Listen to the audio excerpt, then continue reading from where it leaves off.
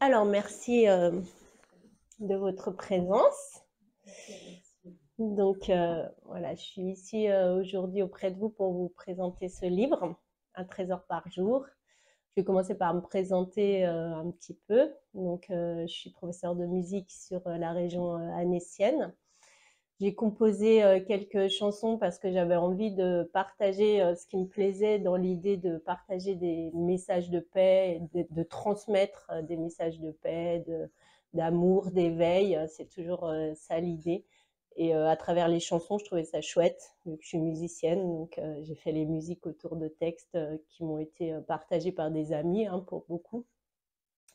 J'ai mis en place aussi sur la région annécienne le mouvement S'asseoir ensemble. Je ne sais pas si vous connaissez, c'est un mouvement international de méditation qui invite chacun à prendre un moment de silence dans son quotidien pour se recentrer sur sa vie intérieure et partir de cet espace pour aller vers l'extérieur. C'est tout le message du livre et tout le message d'un courant miracle que je vais vous présenter aujourd'hui. Et voilà, donc il y a ce mouvement-là aussi qui est en place sur Annecy. On médite dans les jardins de l'Europe.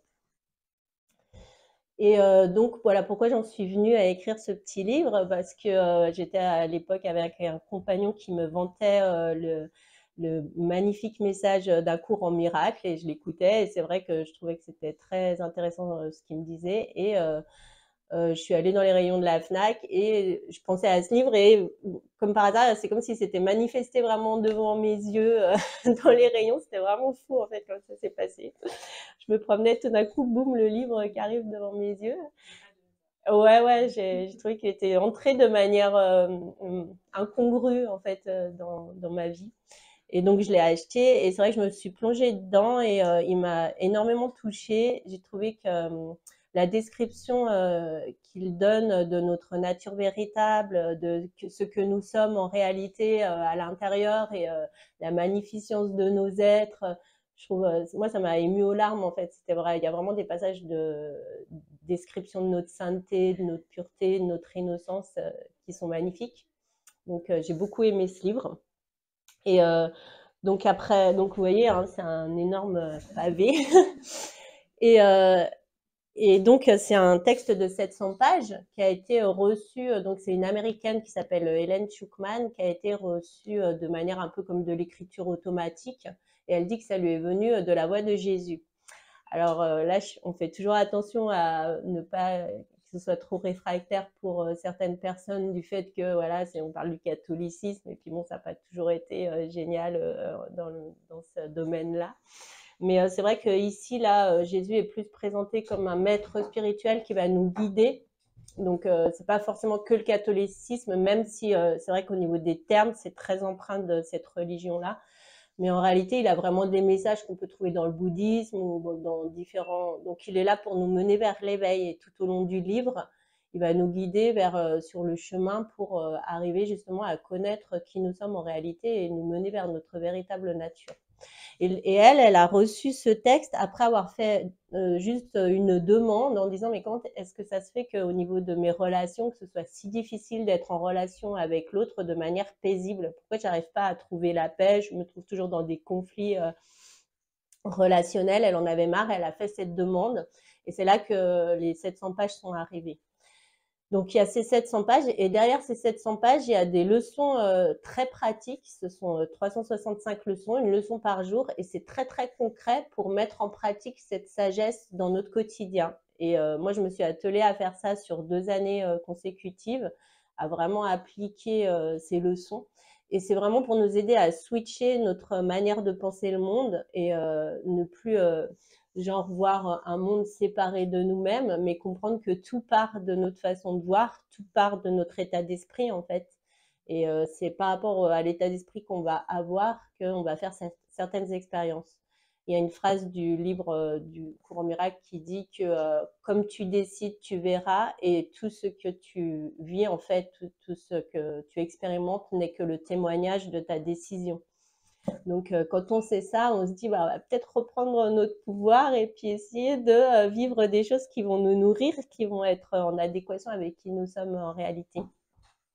Et après avoir fait, je finis pour la description du livre. Vous avez donc les 365 leçons pratiques pour étudiants et ensuite vous avez le manuel pour enseignants derrière.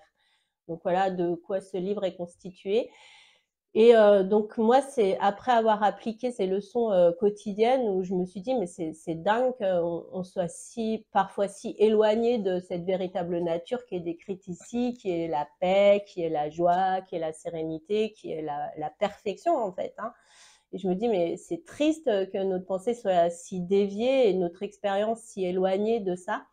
Et j'ai eu envie de redonner ça pour que ce soit utilisé de manière très pratique. Et donc, c'est comme ça qu'est créé ce petit livre, Un trésor par jour, qui est beaucoup plus petit qu'un cours en miracle, donc plus facile à emporter partout avec nous et à ouvrir quand vraiment on a besoin d'aide dans n'importe quelle circonstance, quand on se trouve dans des difficultés de vie pour nous recentrer vers ces leçons, hein, parce qu'en fait, c'est vraiment un apprentissage, ce sont des leçons à appliquer pour nous recentrer vers l'essentiel.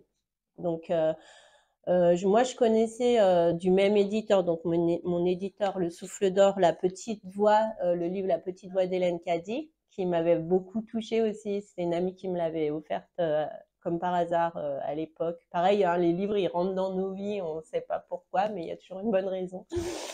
Et j'avais beaucoup aimé ce livre, La Petite Voix. Et donc, mon éditeur a en fait édité Un trésor par jour, un peu sous le même format, c'est-à-dire vraiment des textes quotidiens qui vont nous aider à revenir à notre véritable nature.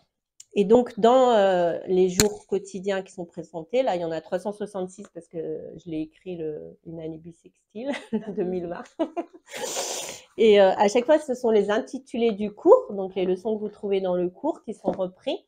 Et moi, j'ai fait un condensé tout en essayant de garder l'essentiel, évidemment, de la leçon. Mais j'ai plus condensé et essayé peut-être de rendre plus accessible à tous du fait que, comme je vous disais, ici, le vocabulaire est quand même assez... vous allez retrouver le Père, le Saint-Esprit, hein, tout le vocabulaire de la religion catholique. Et nous, avec mon éditeur, on a changé ça aussi. On a mis des petits astérisques à la fin pour que vous sachiez quel est le vocabulaire d'origine. Mais par contre, on a, par exemple, pour Dieu, on a mis l'esprit d'unité. On a essayé d'être plus contemporain au niveau des termes. Et voilà comment ce livre est construit. C'est un livre qui nous accompagne au quotidien et qui nous permet, quand on est en difficulté, hop, d'ouvrir, dire bon, alors là, si je vais pas bien, si je suis en souffrance, s'il y a quelque chose qui va pas, c'est que j'ai mal pensé les choses, en fait. J'ai mal pensé les choses par rapport à ce qui arrive. Et moi, quand j'appliquais les leçons d'un cours en miracle, j'ai été beaucoup aidée pour plein de choses. Quand on a une difficulté dans la journée, on se rappelle la phrase en question, ah oui, il faut que je voie les choses différemment. Et tout d'un coup, on revient à cet espace de paix, parce que le but du livre, c'est ça, c'est revenir à cet espace de paix et de sérénité pour pouvoir aller vers le monde déjà sans souffrance, puis avec générosité. Il ne faut pas se fermer sur qui on est et puis se sentir tout petit, perdu au milieu de nulle part. Alors, la façon dont j'avais envie de dérouler cette petite présentation aujourd'hui, c'était de vous parler dans un premier temps des pièges de l'ego, parce que c'est ce que nous décrit un cours en miracle et donc son petit, c'est son petit enfant, on va dire, 13 heures par jour.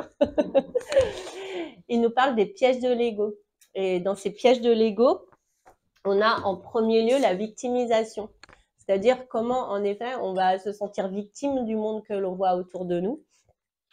Et alors, j'ai prévu, c'est pour ça que je vous ai mis des petits livres là, parce que j'ai prévu de vous lire quelques jours qui sont piochés, bien significatifs du message qui est partagé ici. Et je me suis dit, si vous le lisez en même temps que moi, peut-être ça sera plus facile, parce que souvent, d'habitude, moi, j'ai un vidéoprojecteur et comme ça, les gens peuvent lire en même temps. Mais là, juste écouter, des fois, c'est difficile tandis que quand on lit ensemble, bon, après, c'est libre, hein, vous faites comme vous voulez.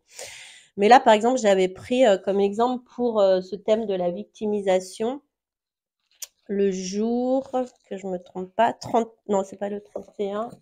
Attendez, je vais reprendre mes notes.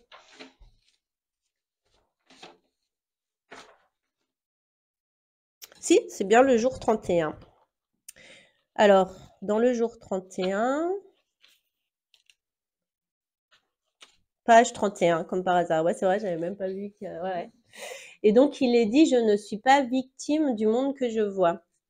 Reprendre notre responsabilité est la clé et elle nous permet de nous libérer. Nous ne sommes pas des corps perdus au sein d'un environnement qui nous enferme en ayant raison de nous. L'immensité de notre être inclut l'univers qu'il expérimente. Les images s'animent en notre champ de conscience qui contient toute la projection se déroulant devant nos yeux. Avec ce retournement de perspective majeur, nous avons la possibilité de connaître une dimension supérieure et de revenir au centre, c'est-à-dire notre vie intrinsèque, pour choisir de rayonner ce qui nous enthousiasme vraiment. En ce vaste silence, nous nous laissons inspirer pour trier ce qui nous sert ou nous dessert, et nous utilisons cet indéniable don de création pour vivre pleinement. Voilà, donc ça décrit ce que j'étais en train de vous exprimer, le fait que, en effet, ce que l'on vit n'est pas séparé de notre façon de voir les choses, et qu'à un moment, si on est dérangé par quelque chose d'extérieur, faut vraiment qu'on retourne à l'intérieur pour aller voir qu'est-ce qui fait miroir, en quoi ça fait miroir en nous, et pourquoi on a cette expérience, et qu'est-ce que c'est venu nous montrer. Alors, s'il y a des questions, soit vous les posez au moment maintenant opportun quand elles vous viennent, soit vous les gardez pour après, mais je pense que c'est bien aussi si vous voulez les poser directement, notamment quand on lit les textes, parce que des fois, c'est sur le coup, c'est au bon moment. Je sais pas si je vous laisse relire.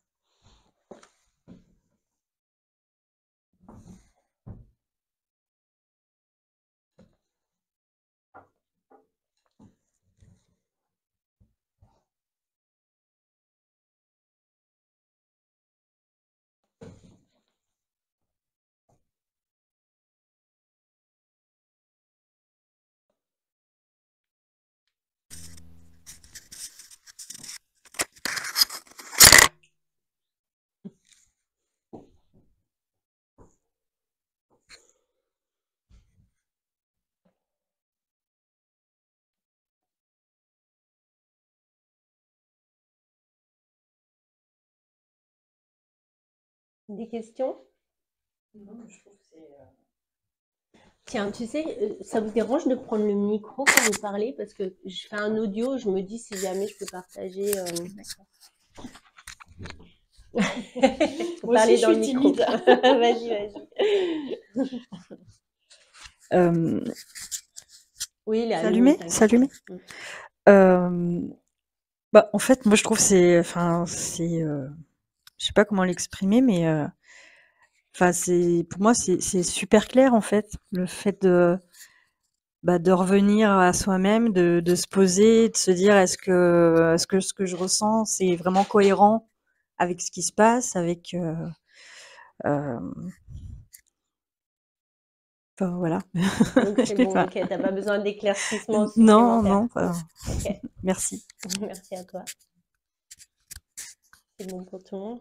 Il y a une autre leçon dans la même idée de comme quoi on impacte en fait notre environnement plus qu'on est impacté. Comment on peut impacter notre environnement davantage que d'être impacté par notre environnement. Vous voyez l'idée? C'est la leçon 18 qui dit « Je ne suis pas seule à éprouver les effets de ma vue ». Et elle dit que nous projetons sur notre environnement nos fantasmes intérieurs, nos colères, frustrations, conflits, ainsi que notre moi je dis positivité, j'avais écrit positivisme, mais maintenant je dis positivité. L'extérieur n'est qu'un reflet de ce qui nous habite et c'est ainsi qu'il peut être utilisé pour exprimer notre splendeur ou bien nos ombres, notre stress ou notre calme, notre confiance ou notre défiance, notre espoir ou notre désespoir. Et ceux qui nous entourent subissent les décisions qui nous animent et recevront notre joie ou notre noirceur. Nous pouvons en faire des alliés pour nous souvenir de notre nature véritable et leur rappeler la leur, ou alors pour nous blesser et les attaquer. Donc il est bien exprimé que c'est uniquement un choix. Hein. C'était la leçon 18, Denis t'es perdu. Je suis moquée. Et donc voilà, c'est vraiment une décision qu'est-ce que je vais apporter à l'autre et qu'est-ce qu'il va m'apporter? Qu'est-ce qui va se passer dans notre relation? Est-ce qu'on va se rappeler de la splendeur que nous sommes? Ou alors est-ce qu'on va s'attaquer? Parce que c'est souvent dans les relations qu'on va se trouver dans des moments où on se sent blessé, où on blesse l'autre. Et tout ça, le cours dit, c'est pour en fait nettoyer toute la culpabilité qui est à l'intérieur de notre esprit. C'est ça qui fait qu'on attaque et qu'on se sent attaqué. Et quand vraiment notre esprit est paisible, on n'a pas raison, il n'y a pas de raison qu'on vive des choses comme ça. En réalité, normalement, nos relations devraient être uniquement des moments heureux, quoi, de paix, de joie. Donc ce jour-là, je trouve qu'il exprime bien le fait qu'en effet, on peut choisir comment on utilise l'extérieur et si on est surpris de ce qui nous renvoie, bah, nous poser la question comment ça se fait que je vis ça là? Qu'est-ce qui s'est passé en moi pour que... Ouais, exactement. On sert de l'extérieur comme miroir pour comprendre qu'est-ce qui se passe en nous en fait. Au lieu de penser qu'on est victime de ce qui se passe. Moi, je peux donner un exemple concret que je donne pour cette leçon de victimisation. J'avais signé pour une maison, pour acheter une maison, donc j'avais signé le compromis, tout ça, j'étais toute contente, je racontais à ma maman que ça y est, j'allais être bien, je me projetais, je suis musicienne, donc je me disais c'est chouette, je vais enfin pouvoir jouer de la musique parce que j'étais en appartement. Et la maison a été préemptée, c'est-à-dire que la mairie a décidé de prendre la maison à ma place et on n'a pas notre mot à dire hein, quand c'est le cas, voilà. Et en fait, j'ai fondu en larmes. J'ai appelé ma maman en disant bah la maison a préempté et je me suis sentie mais vraiment comme si j'étais attaquée en fait par la vie, comme si ouais, une injustice, comme si on m'enlevait le plaisir que j'avais trouvé et je me suis dit mais comment ça se fait que encore une fois, et je me suis vraiment sentie victime en fait. Et en réalité derrière il y a une autre maison qui est apparue, plus ensoleillée, plus adaptée à mes besoins. Et je me suis dit, mais tu vois, hein, le réflexe que tu as de te sentir malmené, alors qu'en réalité, c'était pour ton bien, c'était pour mieux derrière. Et maintenant, j'y pense tous les jours. Je me dis, bah non, quand il y a un truc comme ça, on a l'impression qu'on est attaqué, bah il y a quelque chose qui arrive derrière de mieux pour nous, quoi, parce que la vie, elle, c'est mieux pour nous. Donc, ouais, dans ce sens-là, ouais, ne pas se sentir victime de ce qui nous arrive. Alors, il y a un autre piège de l'ego dont je voulais vous parler, c'est le jugement. La façon dont on peut juger les autres et juger aussi la vie, hein, parce que des fois, on juge ce qui nous arrive. Et ouais, ça, c'est vraiment ne pas mettre d'étiquette sur l'autre, ne pas, même si il a l'air de nous présenter une partie de lui qui a l'air d'être très noire ou très sombre, et ben ne pas le mettre dans la case et puis décider qu'il va plus en sortir. Parce que ça veut dire qu'on va jamais le connaître tel qu'il est réellement.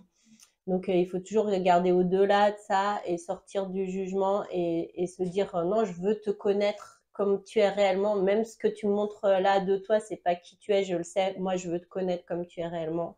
Et en même temps, si je fais ça pour l'autre, je vais le faire pour moi-même. Parce que le cours dit encore une fois, on ne se connaîtra jamais nous-mêmes si on n'est pas capable de regarder l'autre dans cette lumière-là. Parce que si je vais regarder l'autre dans toute son ombre, bah, du coup, je ne vais pas pouvoir me voir moi dans cette innocence, quoi. Et il nous ramène toujours à l'innocence qu'on peut trouver en l'autre et l'innocence qu'on peut trouver en nous. Et là, c'est pareil, je peux aussi donner un exemple personnel parce que ça m'est arrivé il y a quelques jours, un truc très, très anodin. En fait, on est dans une copropriété et on doit sortir les poubelles chacun de notre tour. Et là, c'était mon jour, je devais donc sortir les poubelles le matin et les rentrer le soir. Et puis, il se trouve que je pars assez tôt le matin et j'oublie de les sortir. Et je reviens en début d'après-midi et je vois qu'elles sont sorties. Et je me mets à culpabiliser en disant « j'ai oublié de sortir les poubelles et tout. Qu'est-ce qu'ils vont penser de moi? Ils vont me trouver nulle. Je n'ai pas participé à la vie de la communauté. » Je me fais toute une histoire. Je me dis « bon, ça fait rien, je les rentrerai ce soir. Déjà, ce sera déjà ma participation. » Et puis, j'écris ma conférence parce que je suis en train de préparer une autre conférence sur la relation sainte. Et après la conférence, je dis « ah mince, les poubelles !» Et donc, c'était le soir. Je dis « il faut que j'aille les rentrer. » Alors, je vais pour rentrer les poubelles, mais les poubelles étaient déjà rentrées, en fait. Et donc, elle s'était occupée de moi du début jusqu'à la fin. Et je me suis dit, bah, faut que je m'excuse, quoi, parce qu'en fait, j'ai oublié, j'étais en retard tout le temps. Donc, il y a la culpabilité qui vient en moi, en me disant, faut que je m'excuse. Et après, tout d'un coup, ça switch et je me dis, mais pourquoi, en fait, j'aurais pu le faire moi-même parce que au moment où je suis revenue, bah, c'était encore le temps de les sortir. Et au moment où j'y suis allée, d'accord, c'était un peu tard, mais c'était encore le temps d'y rentrer. Donc, en fait, j'ai pas à m'excuser. C'est la personne qui l'a fait à ma place. Pourquoi? Et là, ça a switché. Et du coup, j'ai commencé à avoir de la colère envers la personne qui l'avait fait à ma place en me disant, mais pourquoi elle a qu'à s'occuper de ses affaires? Pourquoi elle s'occupe de mes affaires? C'était mon tour. Tu vois, ça a switché en colère. Et puis, quand je venais de faire ma conférence sur la relation saine, je me suis dit, attends, Sandrine, là, t'es dans une relation saine, là, avec le voisin ou la voisine, je savais pas qui c'était. Je me suis dit, non, Sandrine, t'es pas du tout dans une relation saine, t'es en train de me projeter de la colère, de la culpabilité, enfin, tous les trucs qu'il faut pas. Et donc, j'ai voulu revenir à cette vérité de qui nous sommes. Donc, j'en ai conclu que bah, moi, j'étais innocente parce que quelque part, j'y avais pensé. Donc, j'ai rien fait de mal. Et elle est innocente, ou lui, je ne sais pas qui c'est. Innocent aussi parce qu'en fait, je pense qu'il a dû faire ça pour aider, en fait, tout simplement. Donc, c'était un acte généreux. Et tout d'un coup, ça s'est apaisé, vous voyez. Donc, il y a vraiment des exemples très concrets comme ça qui paraissent très anodins dans la vie. Mais je veux dire, j'aurais pu nourrir un truc de colère envers mon voisin, en fait. Et non, je veux pas, c'est pas ce que je veux. Donc, voilà, ne pas juger l'autre, c'est aussi un piège de l'ego quand on juge. Alors, dans le non-jugement, par exemple, il y a le jour 262 que j'adore. Alors, ce jour 262 dit que je ne perçoive pas de différence aujourd'hui. C'est la page 134.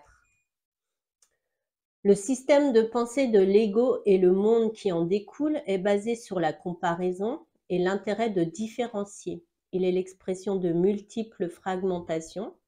Pour changer de structure et transformer en profondeur notre vécu sur Terre, travaillons en ce jour à vivre comme s'il n'existait qu'une seule personne. Sommes-nous capables de traiter chaque être de la même façon, peu importe son histoire, son présent, ses actes, ses idées, sa couleur de cheveux? En chaque relation, nous contemplerons ce qui nous rassemble et en déduirons que nous ne rencontrons que nous-mêmes.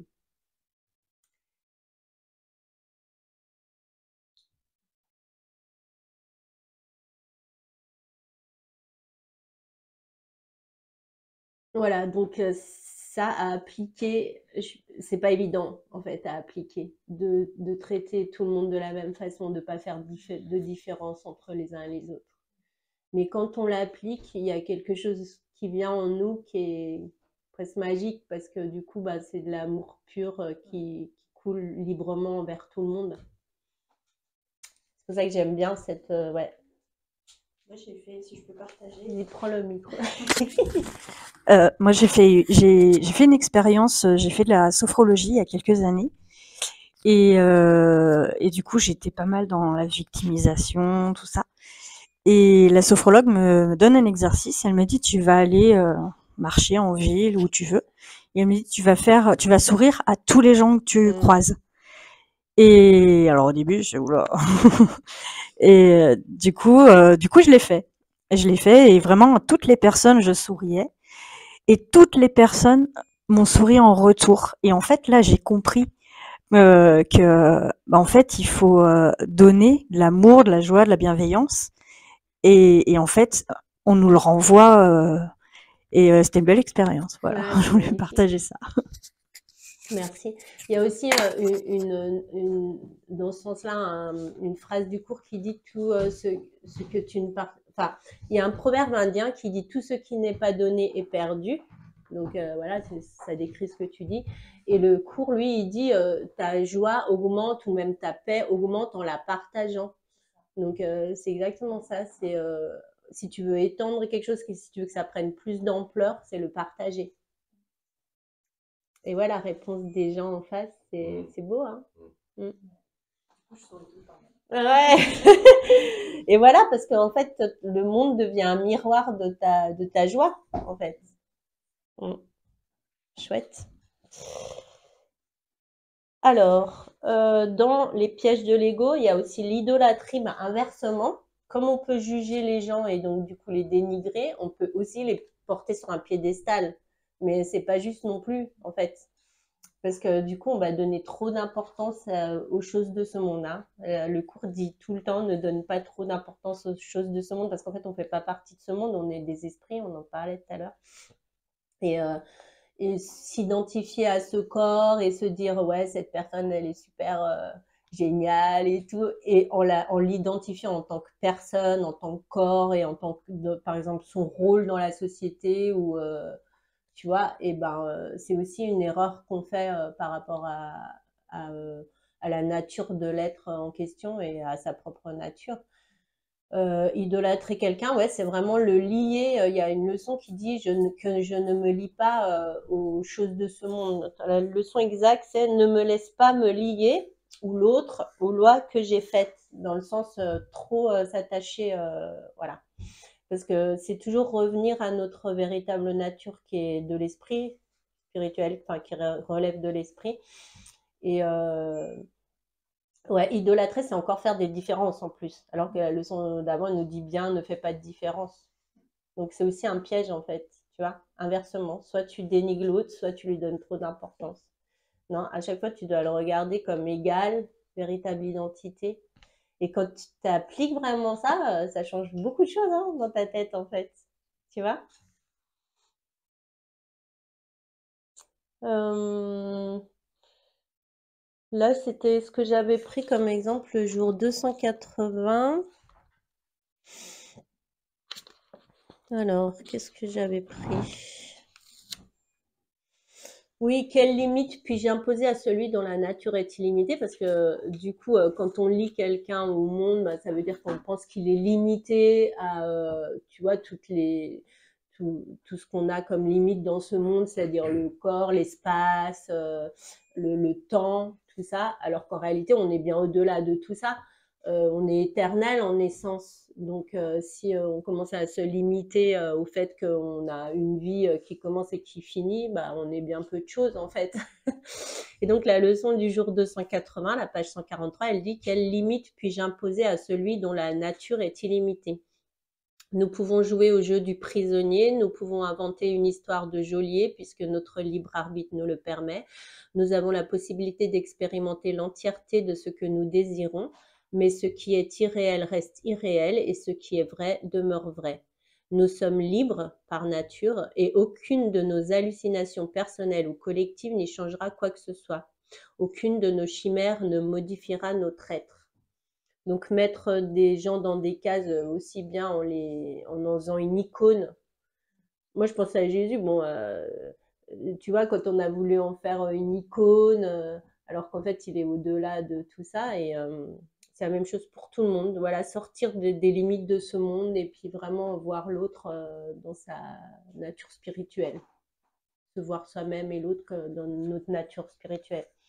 Surtout que le cours dit bien qu'on se rencontre dans nos esprits et non pas dans nos corps. Donc, c'est là qu'il faut qu'on regarde. Alors, dans les autres pièges de l'ego, il y a la peur. La peur, notamment, d'aimer l'autre justement à sa juste valeur et de s'aimer soi-même à sa juste valeur, surtout ça. Hein. La façon dont on a peur de l'amour en permanence en pensant qu'on n'est pas à la hauteur, qu'on n'est pas si beau que ce qu'on peut nous dire, qu'on n'est pas si innocent que ça, en fait, qu'on n'est pas si parfait que ça. Eh ben si. Donc le cours, il dit, je ne craindrai pas l'amour aujourd'hui. Et ça, c'est la leçon 280. Attends, combien 282, oui. Je ne craindrai pas l'amour aujourd'hui. Alors, elle est page 144 et elle dit: nous n'avons pas conscience de l'envergure de notre peur de l'amour. L'angoisse de nous aimer nous-mêmes nous demande: en sommes-nous à la hauteur? La peur de nous abandonner à l'amour pour l'autre nous questionne: est-ce qu'il en vaut la peine? Tout ceci est lié à un sentiment d'indignité qui règne au sein d'une humanité en manque de reconnaissance pour elle. Mais aujourd'hui, elle est invitée à devenir souveraine et à s'élever pour proclamer humblement combien elle est méritante, est en bonté et perfection. Parce que l'ego, dans le cours, autant il va porter en exergue comme ça en pensant que ça va rouler des mécaniques, autant au contraire, il va pas reconnaître à quel point on est beau. Tu vois? Ouais. Et du coup, il va tout dénigrer, et ça, c'est l'ego aussi, en fait. Donc, je ne craindrai pas l'amour, c'est s'ouvrir à cet amour qui veut venir en nous, qui veut nous reconnaître en tant que perfection et le laisser arrêter de penser qu'on n'est pas digne de ça ou que l'autre n'est pas digne. C'est tellement souvent dans notre vie qu'on pense qu'on n'est pas digne d'être aimé ou que l'autre, il n'est pas digne. Et du coup, bah, l'amour qui veut se déployer, bah, il peut pas parce qu'on ne le laisse pas rentrer. Donc la peur, ouais, la peur, c'est encore un piège de l'ego. Et sinon, il y a un autre piège de l'ego, c'est les subterfuges. C'est-à-dire que comme on pense que bah, du coup, tout cet amour n'est pas là, ou alors qu'on ne le mérite pas, ou alors qu'en réalité, il n'est pas là, on n'y croit pas, et ben, on va utiliser des subterfuges. Donc, on va utiliser des drogues, on va utiliser de la nourriture, on va utiliser des relations à outrance qui vont nous amener tout cet amour auquel on ne croit pas. On se dit, au moins, on a une béquille, ou même les relations amoureuses, par exemple, tu vois, où on va vraiment s'attacher à ça pour avoir l'amour dont on croit manquer. Et ça, c'est aussi un piège parce que du coup, bah oui, on va se sentir aimé pendant un moment par tout ça, alors qu'en réalité, si on enlève ça, on se rend compte que bah non, on s'aime pas en fait, parce qu'une fois que ça c'est parti, bah on se retrouve sans amour. Et c'est un vrai piège. Donc les relations à outrance, ça peut être ça peut être bah, comment je vais faire en sorte que ouais, je me retrouve avec plein de monde autour de moi qui me disent que je suis quelqu'un de formidable. Et puis en fait, moi, je crois pas du tout être quelqu'un de formidable, tu vois. Et moi, comme exemple, j'ai un 31 que j'avais voulu passer toute seule à méditer. Et j'avais refusé les invitations ou les choses qui pouvaient être avec beaucoup de monde parce que tu sais, le 31, c'est quand même un moment où au contraire, tu t'entoures justement de beaucoup de monde. Et là, j'avais senti de le faire en méditant toute seule chez moi. Et je me suis sentie super reliée aux gens, à l'amour. Je me suis sentie très, très remplie. C'est bien preuve que des fois, tu peux être entouré de plein de monde et te sentir seule et inversement être seule et te sentir reliée. Donc, c'est vraiment qu'est-ce que tu sens à l'intérieur, tu vois. Donc les subterfuges, c'est un gros piège aussi, ouais. Tout ce qu'on va utiliser pour combler ou pour cacher le manque d'amour de nous-mêmes, tu vois. Et puis, il y a aussi les masques, c'est-à-dire qu'on va se créer une identité spéciale qui va dire, bah voilà, si je fais ça, au moins là, les gens, ils vont m'aimer. Mais en fait, si on t'enlève tout ça, les gens, ils t'aimeront quand même ou pas? Tu vois, comment on peut t'aimer de manière conditionnelle juste parce que on te reconnaît dans ton essence? Ou alors, est-ce que tu as besoin de, voilà, d'être, je ne sais pas quoi, moi, d'avoir un certain rôle social ou pour que les gens t'aiment? Et ça, c'est des masques parce que l'ego, du coup, il va se battre pour défendre cette identité-là qui n'est qu'une identité éphémère, il va se dire, faut absolument que je reste dans cette case-là, sinon les gens, ils ne vont plus m'aimer. Bah, ça aussi, c'est un piège. C'est-à-dire de ne pas se créer des fausses identités ou de porter un masque, tu vois, pour que les gens t'aiment, mais de te montrer vraiment comment tu es. L'ego, lui, il pense que si tu te montres comme tu es, personne ne va t'aimer, en fait, parce que tu n'es pas aimable. Voilà ce qu'il pense. Alors que ta véritable nature, elle sait que tu es aimable quoi que tu fasses, même en ayant fait la pire des choses, de toute façon, la source, elle t'aime de par du fait que tu es issu de elle, en fait. Donc, on peut faire des erreurs, ça c'est indéniable, on en fait parfois, mais on n'est jamais rachetable dans le sens où on n'est jamais plus aimé à cause de ça. De savoir qu'on est aimé de manière inconditionnelle, c'est quand même fort. Moi, ça m'a beaucoup aidé en tout cas. Je me dis, bon, voilà, je sais qu'il est toujours là, il m'aime, quoi que je fasse, même si c'est horrible ce que je fais. Alors, je vais m'appliquer à ne pas faire des choses horribles. Mais si ça m'arrive de faire des erreurs, bah, je vais me pardonner du coup. Tu vois. Et puis, là, une des pièges de l'ego aussi, c'est la souffrance. Parce que la souffrance, pour l'ego, c'est quelque chose qui est naturel, dans le sens, bah voilà, le monde, il fait que de toute façon, ici, on souffre. Et pour lui, il va s'identifier à cette souffrance. Donc, quand il y a cette souffrance, il va s'attacher à ça. Parce qu'en plus, du coup, ça remet en route la roue de la victimisation. Et donc, du coup, il va pouvoir avoir de l'amour grâce à cette souffrance. Pas comme les gens qui sont... Bon, la maladie, c'est autre chose parce que des fois, ça peut t'apporter vraiment des messages pour que tu avances sur ton chemin spirituel. Mais des fois, il y a des gens qui s'enferment là-dedans exprès justement pour recevoir de l'amour de l'extérieur, tu vois. Et cette idée d'être dans la souffrance et de s'identifier à ça, c'est aussi un piège. Et là, je peux aussi donner une expérience personnelle qui m'est arrivée l'année dernière. J'ai perdu mon papa. Donc, évidemment, il y a de la souffrance, on ne peut pas nier parce que, voilà, un être cher qui part, on sait qu'il ne va plus y avoir certains échanges entre nous. Donc, j'étais dans la souffrance, c'est clair. Mais en même temps, il y avait une partie de moi qui observait ce qui était en train de se passer, qui savait que, du coup, il allait partir et qu'il fallait profiter à fond de ce qui était en train de se passer. Et donc, du coup, il y a une partie de moi qui s'est jamais sentie aussi vivante parce que ça vibrait à chaque fois qu'il me touchait la main. C'était, tu sais, je voyais tout était précieux, en fait.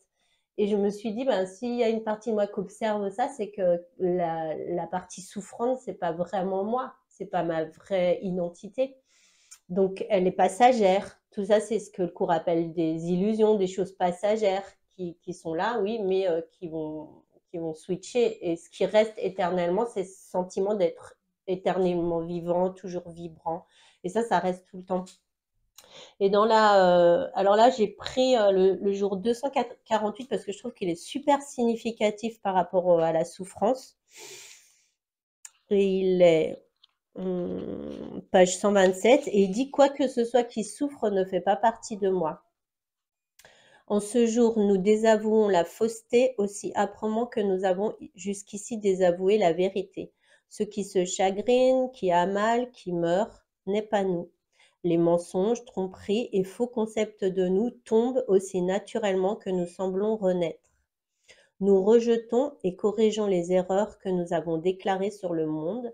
Nous nous réapproprions qui nous sommes. »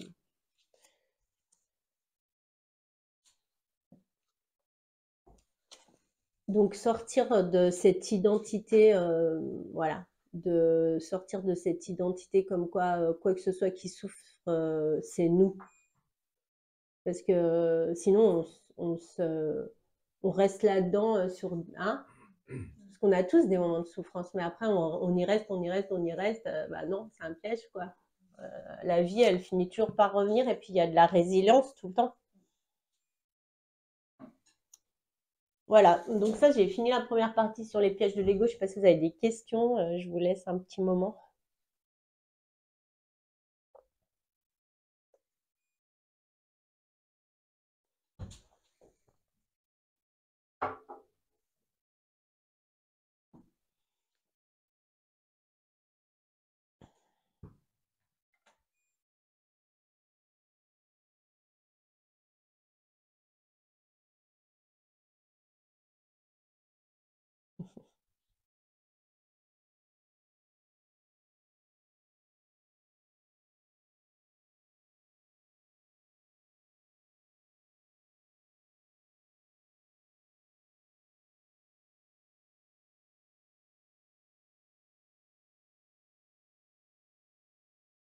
Non, c'est bon, tout est clair.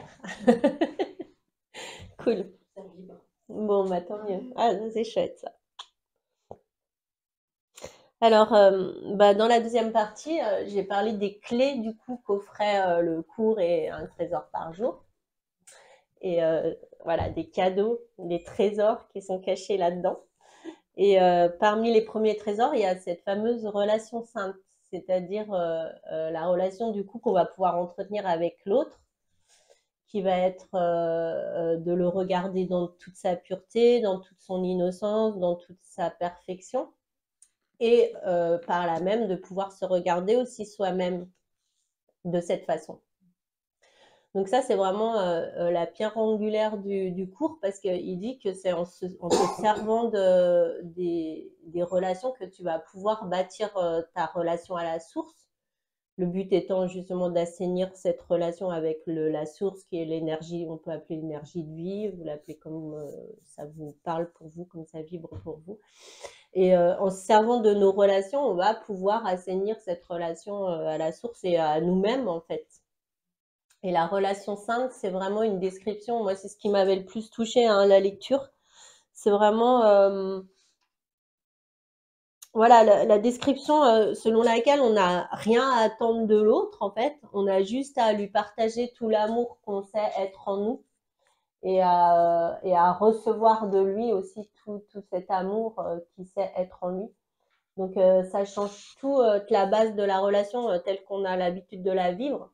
Parce que habituellement, une relation, ça peut être en tout cas deux égaux qui vont chercher justement l'amour chez l'autre pour se rassurer, qui vont chercher un allié à sa façon déviée de voir le monde. Et ils vont chercher à être rassurés par l'autre. Donc, au départ, les relations, ça peut être construit sur ce mode-là. Et c'est forcément dysfonctionnel au bout d'un moment. Parce qu'au bout d'un moment, ça s'écroule et on se rend bien compte que bah, voilà, c'était faussé. Donc, la relation sainte est vraiment basée sur le fait de se connaître tel qu'on est réellement, de connaître sa véritable identité, et donc du coup de pouvoir voir l'autre dans sa véritable identité et de partager sa joie avec l'autre et d'augmenter cette vérité, hein, c'est une vérité, en la donnant à l'autre et en sachant la recevoir de l'autre. Donc c'est forcément souvent passer par le pardon. Parce que voilà, des fois on va être blessé, on va blesser l'autre sans le faire exprès. Donc là, il y a le jour 288, page 147, qui dit que j'oublie le passé de mon frère aujourd'hui. Réunis main dans la main, nous retrouvons notre innocence.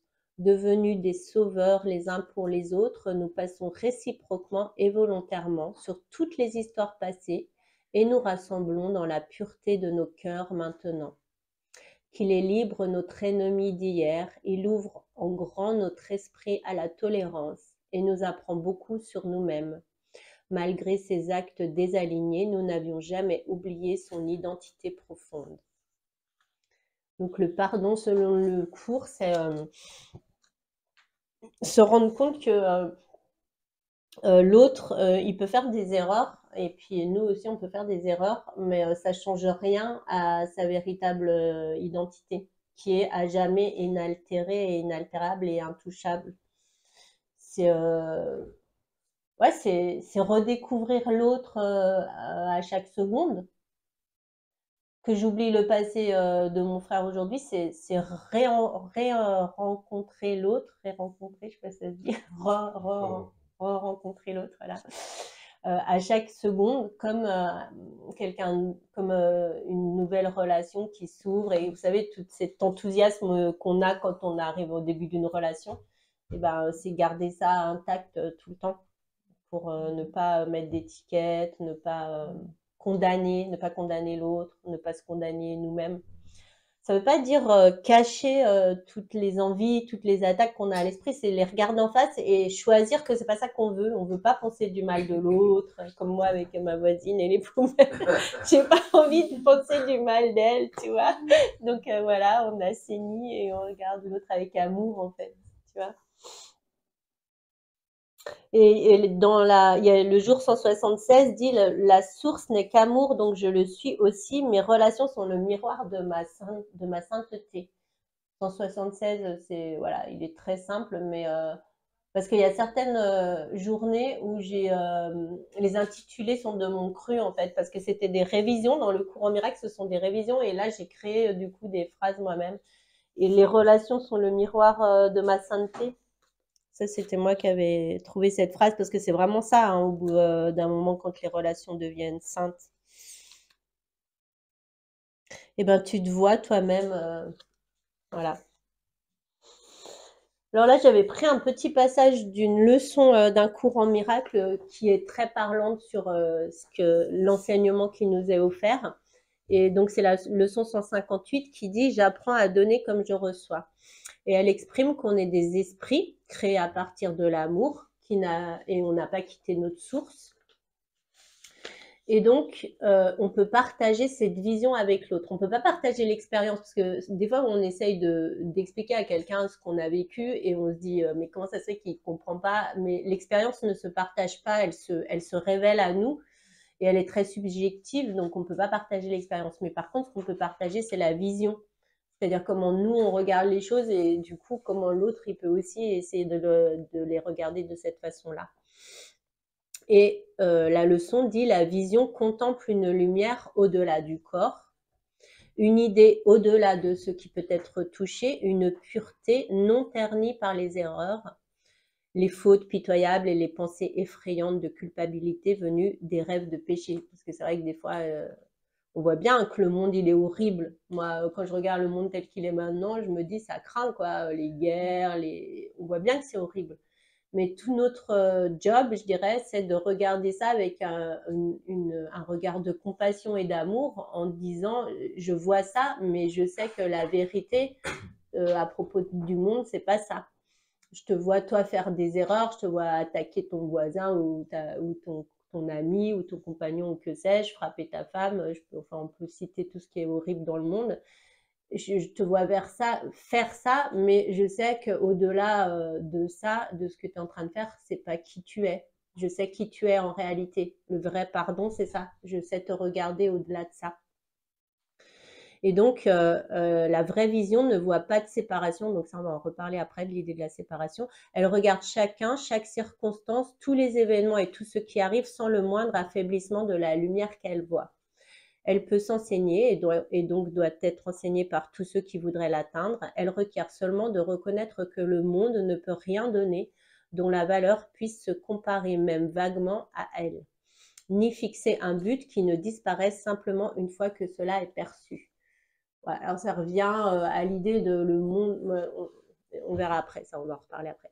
Ainsi tous les péchés sont pardonnés dans le sens où dans le pardon ils disparaissent, c'est-à-dire qu'ils sont non vus par l'un, ils disparaissent simplement parce qu'une vision de sainteté qui se trouve au-delà d'eux vient prendre leur place.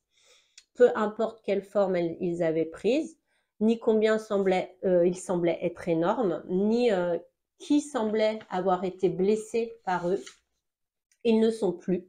Et tous les effets qu'ils semblaient avoir ont disparu avec eux, défaits et plus jamais faits. Ainsi, tu apprends à donner comme tu reçois. Chaque frère que tu rencontres aujourd'hui te fournit une autre chance de laisser la vision luire sur toi et t'offrir la paix de Dieu. Bon, le cours, voilà, dit Dieu, hein, mais moi, ça me dérange pas ce terme. Bon, après, il y en a d'autres qui...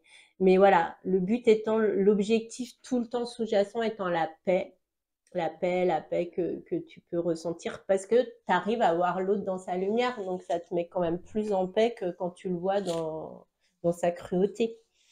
Et le pardon, c'est ça, hein, c'est passer au-delà de tout, voilà, de toutes ces erreurs et dire non, non, moi je veux toujours regarder, je me concentre.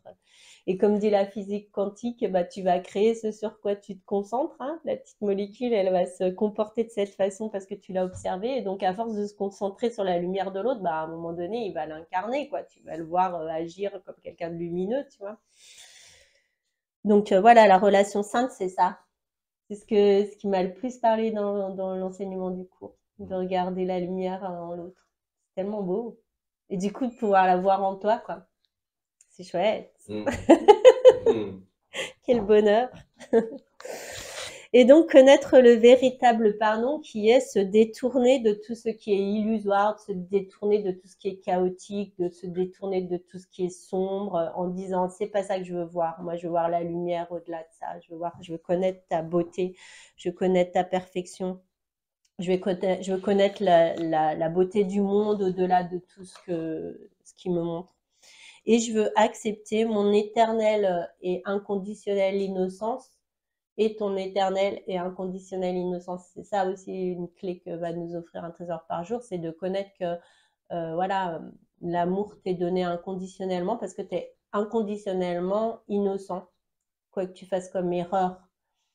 Voilà, t'es pas condamné par ton père, comme le dit le cours. T'es pas condamné par la source parce que tu t'es trompé et t'as mal agi et t'as agi de manière déviée. T'es aimé quand même, quoi.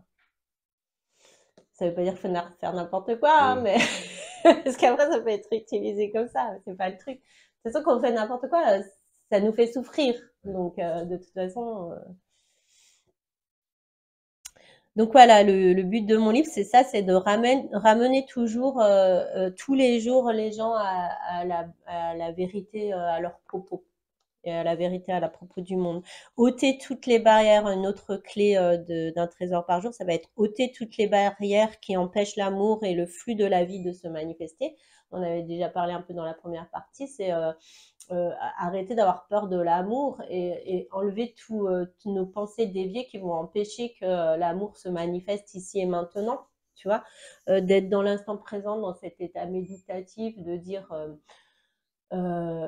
voilà, là je sais pas ce qui va se passer, je sais pas comment ça va se passer, c'est pas de mon ressort, mais je suis à l'écoute de ce que la vie veut manifester maintenant et je vais pas faire interférence, tu vois.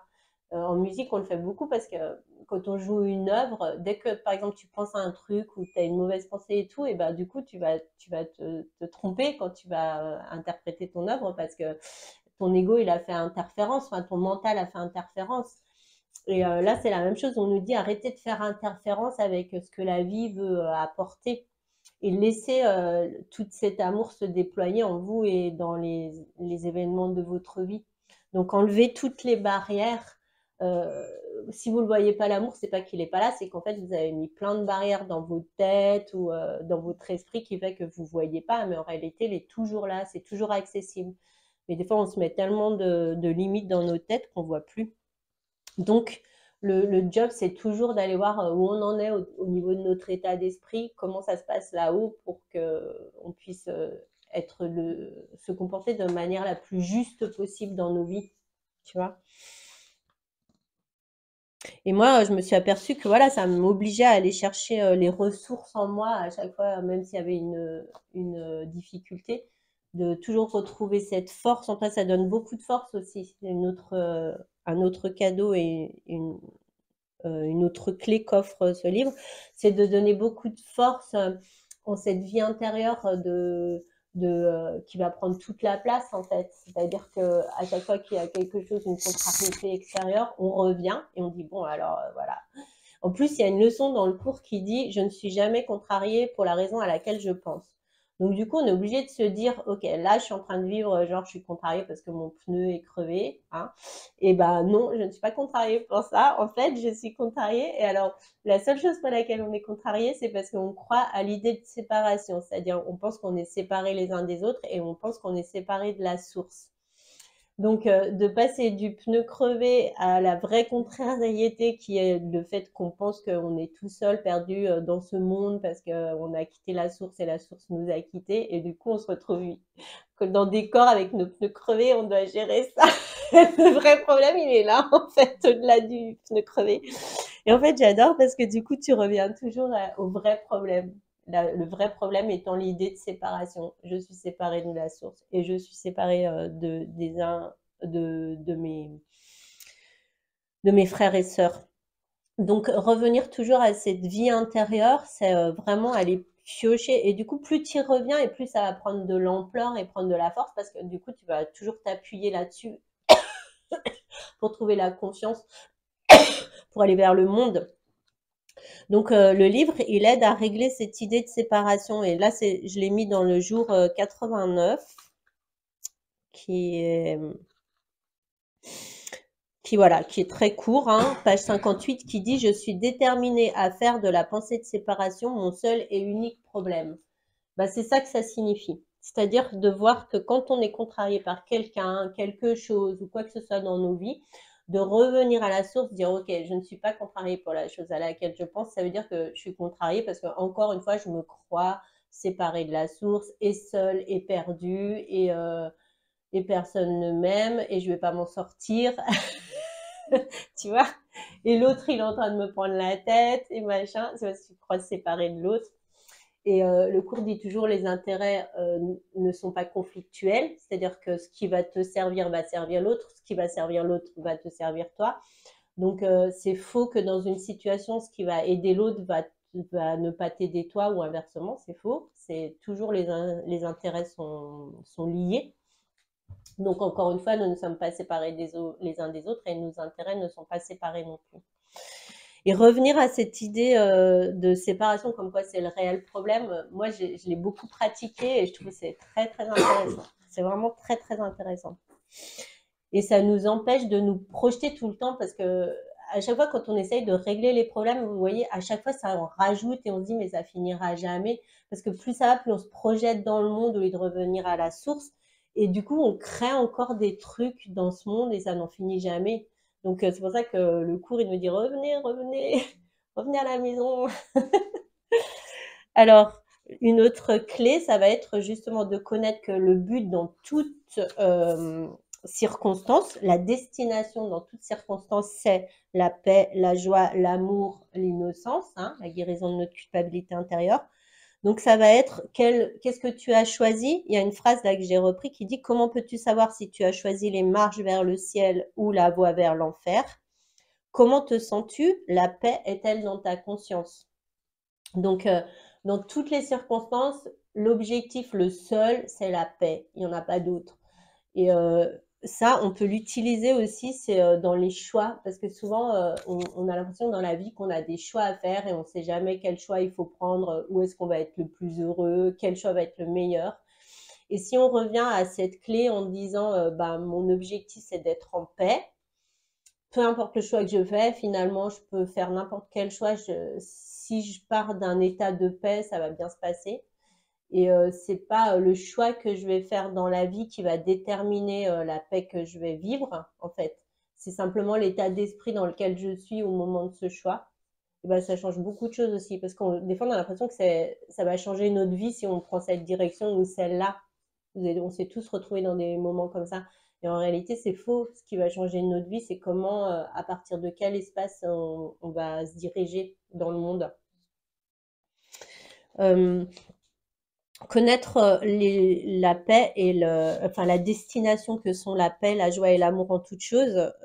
J'avais pris un texte là de François Garagnon qui a écrit un livre qui s'appelle Le Maître des liens inaltérables, un texte que j'aime beaucoup parce que il explique que ce qui nous apporte de la joie, ça va pas être ce qu'on trouve dans le monde, mais justement l'état d'esprit dans lequel on est pour aller vers ce monde. Et il dit, si un ange venait, je ne lui demanderais ni la fortune, ni la réalisation immédiate de mes rêves. Non, je veux garder intact tout le palpitant de la vie. Des graines d'émerveillement, des parfums réenchanteurs, des onguents et baumes réparateurs pour apaiser, guérir et bien cicatriser. J'introduirai d'irrépressibles poudres de rire pour les cœurs mélancoliques, des lotions spéciales de confiance pour ceux qui n'y croient plus. Je deviendrai saltimbanque de la joie de vivre. Ça me parle beaucoup parce que saltimbanque de la joie de vivre, c'est un peu voilà, ce que j'ai envie d'être. Mais voilà, pour dire que tout ça, c'est pour nous amener à l'éveil de ce monde, dans le sens, c'est pour nous amener à vivre en ce monde tout en n'étant pas de ce monde. C'est-à-dire pour trouver le moyen de revenir à l'essence vitale, enfin le groove de la vie dans n'importe quelle situation, pour s'éveiller de notre torpeur dans n'importe quelle situation, pour retrouver l'émerveillement, oui, la joie, la paix, la sérénité dans n'importe quelle situation. C'est vraiment le but de ces écrits, c'est ça. Et pour trouver au final un espace serein, inaltérable, au sein duquel on va pouvoir partir pour marcher dans les choses de ce monde. Et du coup, on sait qu'on craint rien parce que c'est un bloc, c'est un truc qui bouge pas. On sait qu'ici, on est en paix, on est certain qu'ici, on sera toujours bien. Et après, on peut aller vers le monde avec ça et être généreux du coup de ça. Et bon, j'arrive à la fin de la conférence là, mais par exemple, dans les leçons que je trouve aussi très parlantes, vous avez les deux leçons qui se suivent, la leçon 128 et 129, page 76. La première, la 128, qui dit « Le monde que je vois ne contient rien que je veuille ». Ça veut bien dire ce que ça veut dire, c'est pas dans les choses de ce monde qu'on va trouver notre paix. Notre attachement au monde est un conditionnement qui prend racine dans notre esprit lorsque nous convenons de lui donner tangibilité et donc valeur. Mais nous perdons un temps précieux en nourrissant chimères et idoles aux pieds d'argile qui finissent par nous garder désespérés et désemparés.